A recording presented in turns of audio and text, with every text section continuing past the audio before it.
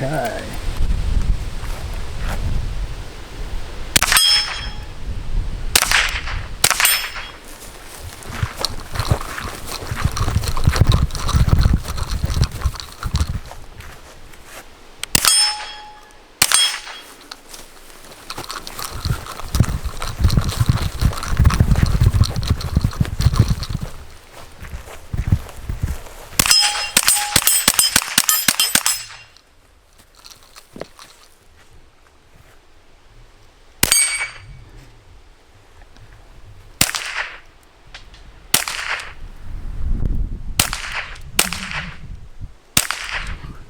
Give up on that one. Oh, I'm out. Whew. Oh dear. That is so much fun. Need another mag though. One just ain't enough. What you want ideally is like a 50 round drum. Now I have always wanted one of these things and I finally found one and it was cheap as chips. No, I ain't going to tell you how much I paid for it.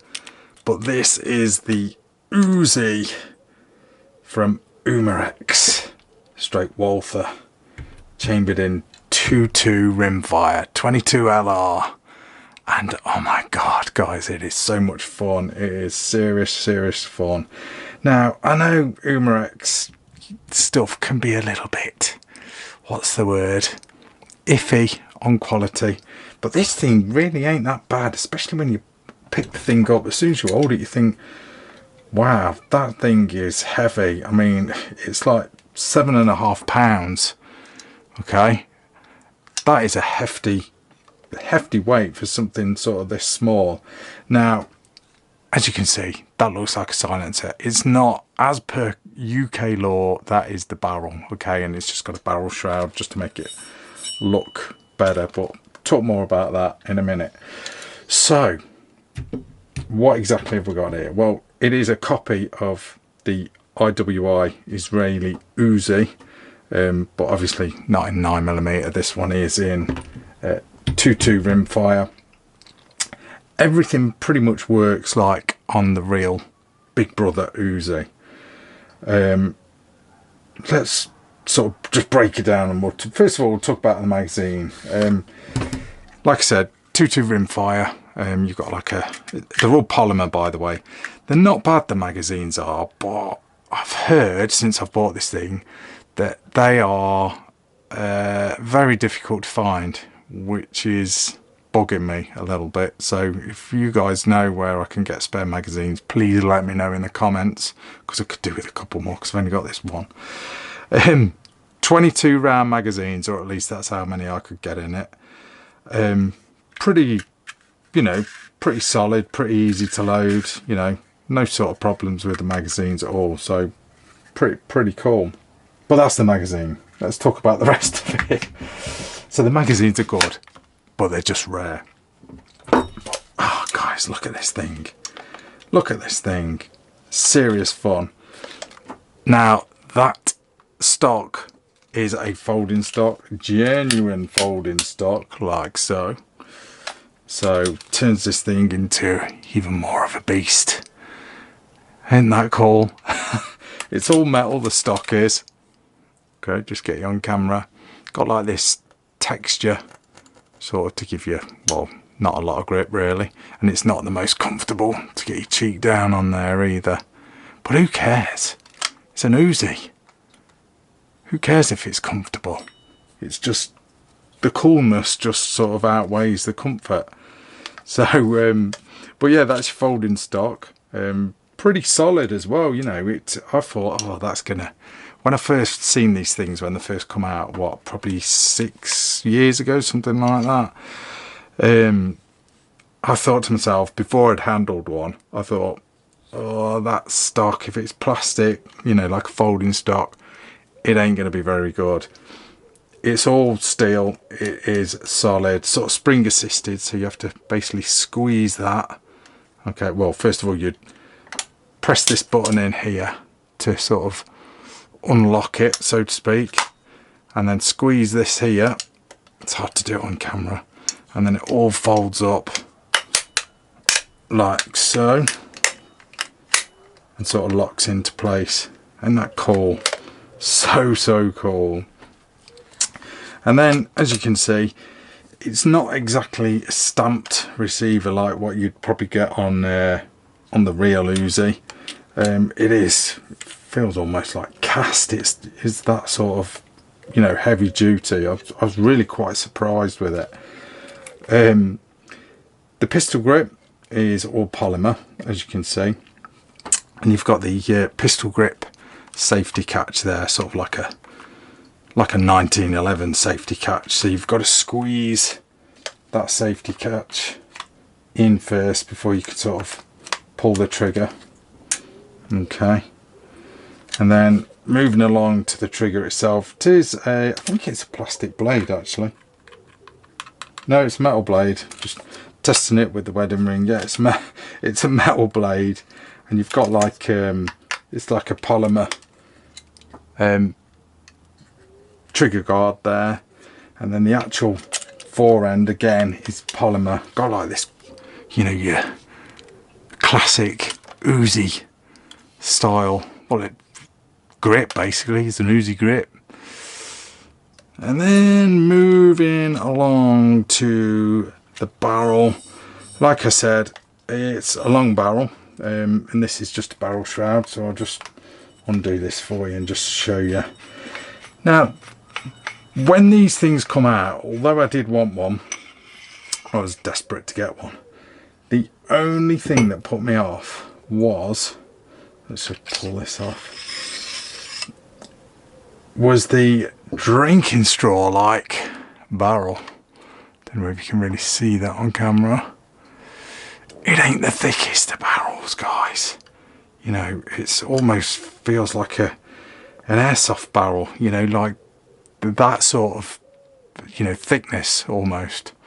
But obviously it's been proofed, it's 22LR, so it's gonna do what it's meant to do. But I don't know, it just put me off a little bit. I don't know why, you know, it shouldn't really make any difference. And then that's your sort of inner sleeve, so to speak. So just to, you know, protect the barrel a little bit more. And then, like I said, this isn't a silencer, it's just a shroud. Well made though, really heavy, and it does sort of add to the sort of weight stroke chunkiness of this thing. But you do that up, and then there's your barrel right at the end, so it does make it look cool. There's a nice bit of sort of knurling on there as well. Iron sights, basically your Uzi sights pretty much, as far as I know. They are adjustable, and you've got like a pop-up one there, so you can sort of change the, almost like a diopter sight. You can change the thickness of the aperture there, so to speak. Front sight is post, and then here's your cocking lever there, cocking handle. Notice it's cut away because obviously you're going to be looking through it to get your sight picture. The cocking handle works obviously as it would on the real thing. Last shot bolt hold open, that's holding open on the magazine. Take them, in fact, while I mentioned that, I'll take the magazine out. There's your mag release again, just like on the real deal. So you just press that down, take the magazine out, and there's your safety catch as well. Again, just like on the real thing, just cock that. So, and then to field strip this thing, pretty easy, because when I bought this thing, it was seriously gunky, guys. I'm telling you, it was coked up, just carbon, and you know, it was just a mess inside. So it really did need a good decoat. But yeah, to sort of field strip it, and I was quite impressed with it actually. This little lever here, so that little button there, if you press that and just lift, the top of the receiver just comes off with the cocking handle as well. Okay, so there's your top of your receiver, and there is pretty much your guts. Okay, there's your bolt. You pretty much just take this cover off. It's like a polymer cover. Pull that off. Just put that to one side. I'm getting covered in oil here. And there's your bolt. I'm not going to strip it all out or anything, but literally you pull it back and it all pops out. Oh, let's do it then. I know people are like, oh, you need to. I've done this wrong actually. I should have cocked it back. Let's try and do it. So yeah, dead easy to sort of strip. I've done this wrong. I need to cock it with a magazine in. You know me guys, when I do this sort of thing on camera, I always fail. It's always, oh, I've totally failed now. I've not put the cover on. This cover, as I've kind of just demonstrated, if you don't have this cover on, because a lot of people are like, what's that plastic cover for? Basically, it's what the, if I can put it on right, it's basically what it catches, the cocking lever catches. So as you sort of pull the cocking lever back, that's moving there sort of picks up and captures the that bolt cover, and obviously pulls the bolt back like so. Right, I can do that now. I can do a field strip. This is how I found it best to do anyway, was sort of have the magazine in and sort of hold the hold the bolt open, and then basically you just pull and lift, and there is your bolt and guide rod there. And then let's just put that over to one side guys. I don't want to get my yellow sheet all in there covered in oil. Take the magazine out. Look, and there you can see all in the guts. Dead easy to get at and give a good clean. So you get right to the barrel there and the breech. So that's pretty much, you know, there's the guts of your trigger, or the top of it anyway. So I'd just give that a real good scrub out. If you're in the market for one of these, you know, chances are you're going to find one that's had quite a bit of use. So worth noting, you know, just take it all off like that and give it a good scrub out. But yeah, easy field strip. And like I say, you can see how sort of pretty well made this thing is. You know, it's just, this thing is pretty damn chunky. And this is where I've got to try and get it back all together on camera, which never ever works with me. Oh, it has it? Yep, it has. This is going too good. Something's going to go wrong, I know it is. That's it, that's your field strip. Decocked. Wipe the oil off my hands. So there you have it. But what a cool little rifle. We've got to call it a rifle here in the UK. It is a rifle. Or carbine, I suppose you could call it. But what a seriously good bit of fun this thing is. When I first got it, like I said, it did need a serious clean up, so I did do that first before I took it to the range, because I just thought to myself, this thing is just going to choke up anyway, I'm going to have problems with it.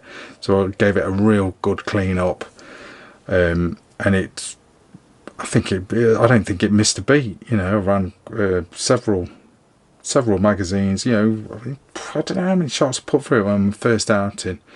It was well over 100 shots, so it was good sort of 5 or 6 mags that I put through it. It didn't even miss a beat, you know, and that was sort of subsonic ammo as well. I didn't really put any mini mags through it or anything, you know, sort of high velocity stuff. I was just using subs. I think I was just using SK standards, and this thing was working fine, you know. But seriously good fun.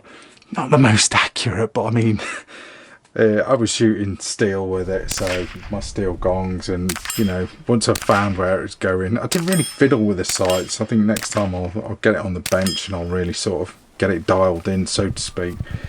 But yeah, just real good fun. I did say at the start I wasn't going to tell you how much I paid for it, but I got some change out of 300 quid here in the UK, so I've got quite a bit of change out of 300 quid here in the UK. So yeah, serious fun for sort of, you know, not a lot of money. And like I said, I'm pretty impressed with the quality of it. You know, I know Umarex have made like the MP5 clones, you know, the copies of the Heckler & Koch MP5, you know, and they've always been a bit, you know, and some of the GSG ones, not amazing. But this thing, you know, apart from that drinking straw barrel, I think it's alright. I think it'll sort of, you know, stand the test of time. Depends how you're going to use it. I mean, it's one of those guns that, I don't know, the novelty factor will probably wear off after a bit, but it does look cool. And with that stock folded hub, it's, I don't know, it's really sort of quite handy. It'd be interesting to do on a mini rifle match, to be fair. That'd be quite fun, but I just need more magazines. So like I said, if you know where there are any, you know, apart from at the end of the rainbow, comment in the comments below and let me know, because I do need a few more. But anyway guys, that is it. That is pretty much, you know, just a sort of a look at, you know, a new little thing that I've acquired, you know, and a bit of a overview stroke review. We'll call it a review. Oh yeah, I didn't mention as well, got like a sling swivel, quick release, or QD, quick detach loop there. You can put that at the back as well on that side if you want, just to wang it there. Also, I'm sure you could put some sort of harness, stroke, sling, whatever, through that there. But no guys, seriously good fun. You know, bit of a head turner. They are still cool, these things are.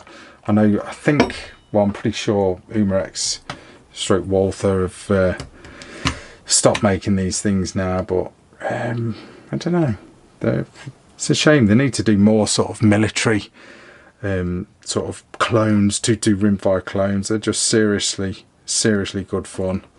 But anyway guys, that is it. That is your RACKNLOAD review of the IWI Israeli Uzi clone from Umarex stroke Walther. That is your RACKNLOAD review. Thanks for watching guys. See ya.